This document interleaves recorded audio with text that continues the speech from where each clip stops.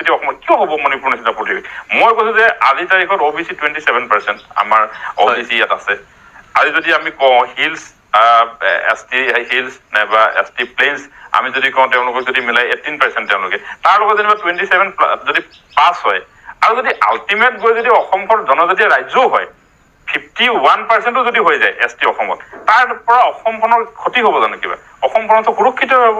আজি তাৰিখত অসমত যিটো এক প্ৰকাৰ যিটো ইনচাৰ্জেঞ্চি যিটো প্ৰব্লেমৰ কথা আপোনালোকে কৈ আছে, এক প্ৰকাৰে যিটো বাংলাদেশী মূলৰ লোকৰ যিটো গোটেই বিষয়টোত মই পজিটিভ গোটেই বিষয়টোত মই ইতিবাচক দিশটো দেখো। যিসকল কাষ্ট হিন্দু অসমীয়া বা যিসকল খিলঞ্জীয়া মুছলমান জাত বা যিসকল পূৰ্ববংগীয় মুছলমান তেওঁলোকে বিৰোধিতা কৰে নহয় জানো?